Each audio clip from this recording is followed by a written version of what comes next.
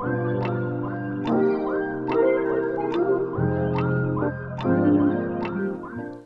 is going on, South by East friends, fans, and fam? Welcome back to the South by East podcast, where we talk about the culture, the scripture, and everything that's in between. John, where we at this week? So here we are. Kevin Hart discusses the secret to success that a lot of people fail to realize, and I really like this approach, man. And so I want us to jump into this clip, and then I'm gonna bring us out of this clip. Okay, sounds good.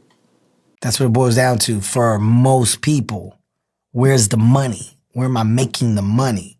Scooter Braun told me one time, he was like, what makes him different is the work that he's willing to do in something. And he was like, if they were giving out like $1 million for somebody that can hit a fastball pitch from the best pitcher in baseball, right? Everybody's going to go and try to hit this because everybody wants the $1 million.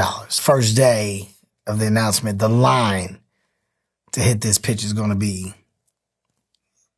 droves, right? Like probably millions of people. Who knows how many people will be in this line? And people will go up and strike out. After that, they will go, damn, it's over. I missed. Not many people would like miss and then go stand back in line. He was like, I'm going to keep getting in line. What you'll find is that the line will get smaller and smaller because of how many people are dropping out and optioning not to wait and do the hard thing again. Something that equates to life. So yeah, you know, bro, one of the things I say all the time is bunts and singles. But along with bunts and singles is, we've talked about this before. You get into the Hall of Fame if your career average it used to be like 400, like now it's over 300. What that means is you simply got on base 30% or more of the time that you batted. Wow. And you consider a Hall of Famer. And I love it. Here's the deal. I want to change context because here's what I know. Because Kevin Hart talked about money, some people are going to find it uncomfortable for us two in ministry to talk about money. So let's say this. Okay. Let's change it to not where's the money, but where's the impact that you want to make on whatever you do. Okay. And that's the deal is, we talk about this, of anything that's worth doing is worth doing poorly for some amount of time, right? And what a lot of times hinders people is not that they don't have what they need to start, is their willingness to look dumb for a while. Their willingness to look foolish for a while. Their willingness to face ridicule for a while while they learn how to do something, while they get better at the craft. And there's so much in what we're experiencing right now that has to, it comes with this thing of learning, not fully all the way knowing what we're doing, but knowing that it needs to be done and being willing to look foolish but go all out doing it. And then the thing I love that he said in there that I think is easy to miss, because some people will boil what he said down to just keep trying. But it's to wait in line again. That's the piece. To wait in line again to fail. So it's being able to have the patience to say, I'm going to wait for my next opportunity to fail at that again, knowing that I'm still not good enough, but knowing that I'm never going to get good enough at it unless I keep getting in line and trying. Yeah. But then it's like, what am I doing while I'm in line? While I'm in line waiting for my next opportunity, how am I preparing? And you know, like, bro, you know where I'm at on this prep thing. So even like I had like last night, man. I had meetings and some stuff happened at the end of the day. I had to work late. I got home. I got the family fed, and then we got them like kitchen cleaned up, got them on baths, everything else. Then I had to do some more work. But then I ended my night by doing some more research on housing stuff. And so when the team came in, they get an article from me that I wrote first thing in the morning at 8 around this same stuff of doing research and prepping, because there's a part. Now, I got news that when I just finished my thing right before I walked in here, that we got another grant on some housing that's gonna be good for. Cool. That's awesome. For the community. Praise God. And excited that when we better tell about that. But that is one of the deals of this prep that's necessary while you're waiting in line for your next time. Why did I fail last time? What do I need to learn from that? And asking those hard questions and prepping to that and being willing to say, I'm going to keep stepping up and looking foolish, but one of these times, either I'm going to get good enough or you're going to slip up. Yeah. But either way. Because the shorter the line gets, the higher my chances are. Either way, I'm going to be here. Wins. Right. And, man, I think that being a line piece is what really stuck out to me too, man. Because I think we are adrenaline junkies. You know, we watched this clip about, you know, Kev on stage talking about, hey, I could tell you how to make it. I could tell you how to make your career happen and materialize through content creation by just creating content. And I think some of us will not do that. We won't consistently create content. But also, some of us will do that, but they won't learn. But we won't learn from the content we create. Getting out, not being able to hit the ball over and over and over and over and over again is what makes most people quit. It's not that I wouldn't swing again. It's that I don't want to wait for the other million people to swing. I don't want to watch them. I don't want to. And here's where the rubber meets the road. So 2016, I come back from Spain. I had some music I was working on before I left. I put out a project called Christ Crunker Commentary. Pretty good project. I had no marketing behind it. I had just left my label. I put it out independently, did the whole thing. Album went double dogwood. Nothing moved. The whole industry had changed. I wasn't doing physical copies anymore. I was not prepared. And I still think the music's good. No one heard it. Double dogwood. Put out another project 2 years later. Triple dogwood. Like no one is seeing this music. And I was writing good music. People still to this day would say that. No one heard about it. Yeah. So I'm about to put out a third project. It's called R&B, Rhythm and Braille. If it ever comes out, you heard it here first, South by East Podcast. Yeah. I was about to put it out. I pitched it by some people. I had a guy who was like, I'll help you with the marketing. He heard the album. He goes, this the project, right? I said, yeah. He's like, it's going to be harder than I thought. I said, uh-oh. I got into this marketing group, and when they started talking, this Billboard 500, and they were like, yeah, you need to sit down for a little bit and figure this thing out. I went, oh, okay. And so I started hearing some stuff, and I was like, the only way I can implement what they're telling me is I got to stop putting music out. And I took a break for a year. Now, during that year, I studied everything I could. I pitched songs to a smaller group of people. I went through all this stuff. A year later, I made the project Everybody Eats. And most people who know me are like, I've been a fan for a long time.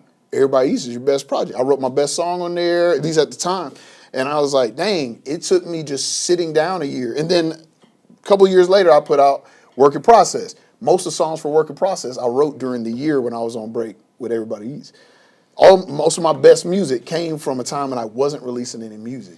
Something special happens when you sit in the line, but it's hard when I'm like, oh, I'm writing great music, to not release it, to sit down and go, hey, I need to refine this. I need to go plug this. I need to go learn from from the mistakes I made before. And it's not exciting. It's headache inducing. It's heartache. It's heart wrenching. But standing in line is important. If Moses didn't wait in line, we get no ark, right? So Braille, man, next month we break ground on Fremont Hill for the apartment complex of that, a part of that. And you know, you were around me and all the times I struck out on trying to get the tax credits for that, man. And I'd be so excited going in. We're going to get the results back. This is about to go. And I'll get the result. We get like, no, you didn't get it. And like for weeks, man, I would just be like crushed, man. Like, and like, okay, I got to figure out how to do this. But you've also seen me do that continuously with other things where it's like, okay, that didn't work. All right, that did hurt. All right, I got to figure this out. All right, we got to figure this out. And continuously being in a place where we got to figure this out. Like, I'm not done.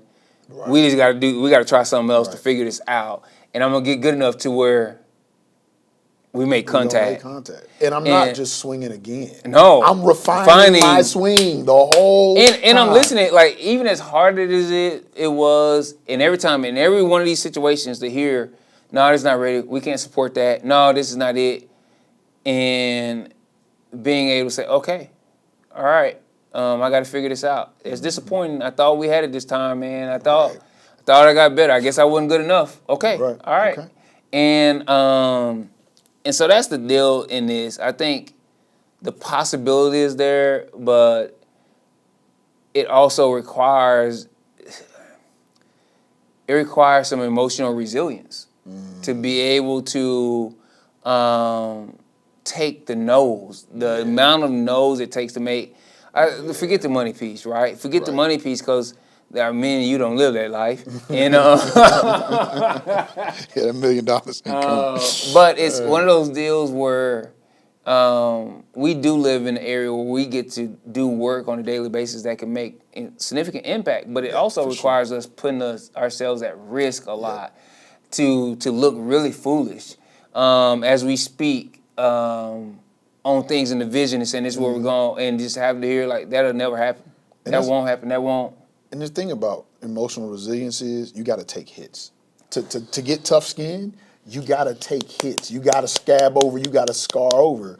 And it hurts, but you have to do it. I used to work for Cutco. Everybody who knows me knows that I will get on a roll about Cutco. I love that company. But when I worked for Cutco, they're like, you're an independent contractor. Your biggest job is to learn how to hear no. It's going to take 5 no's before someone says yes. They tell you that before you walk into any appointment. They're going to say no to you 5 times. Expect it. So you need to ask 6 at least. They're like, that's where you're at. And that was the job. Everything they did, every conference was just a big party, because they're like, we're just preparing you to hear no. You're going to hear yes everywhere here, because when you get out there, you're just going to hear no, and that's how you're going to build your business. When I was in Bible college, the class that I took on evangelism and discipleship, they were like, hey, the average person hears the gospel 10 times before they accept it. Mm-hmm. And I was like, and they were like, you just don't know if you're number 1 or number 10. Number 10. And so it's like, but that's not your job. Your job is to share the gospel. Right. And so like that's my deal. Is I'm like, look, we've had some ideas, man, that we thought for sure this was gonna hit it. Yeah. And then just hit. So but then we've seen, like we said, we just got to trust the process and keep doing the things that produce the results. And we've seen that pay off over time in so many areas, so many times where we just say, over and over, we're not getting the results we want right now, but we know the process that we're following is the right process. And we're refining and getting better.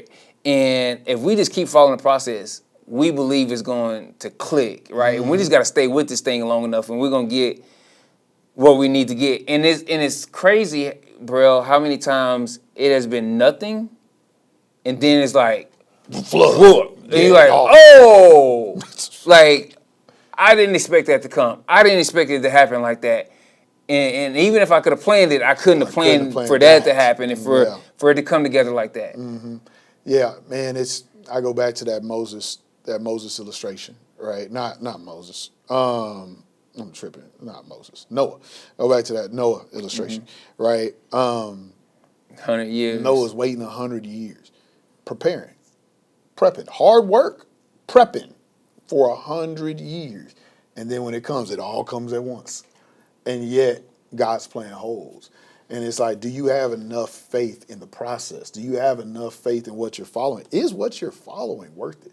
For a lot of people, that $1 million for that pitch was, I don't care, I'll just do whatever. They had no real conviction. They had no real heart in it. Are you doing things that you actually believe in, that you really want? Do you know what's going to happen when it connects? And are you ready for that? If you are, eventually you're going to connect. And let me say this to nuance what you just said a little bit. Okay. There's things in life that you don't like to do that you just got to get done. Yeah. Do those things. But spend your life doing what you're wildly passionate about. Come on. Yeah. And so you might be passionate about eating, but not about brushing your teeth. I hope that's not you. But if it is you need to understand that while you might not be passionate about brushing your teeth, it is necessary to still brush your teeth so that you can be passionate about eating. Come on. And so my deal is there's going to be parts of every job, every role, everything that you don't like doing, and still do those things, get them done, but spend your life doing what you're wildly passionate about. So get used to how to do the things you need to do on a regular basis so that it gives you capacity to do the things that you're wildly passionate about, and then go all the way, because you got to know, as a part of that passion, you're going to have a lot more failure than success along the way, especially getting started. Yeah, man, I agree. So we want to hear from you. What are you wildly passionate about? Man, let's have a conversation. And what places in your life do you feel stuck? Here's my third question. Is baseball the most boring sport in the face of the earth? I can answer that for you next week in the intersection.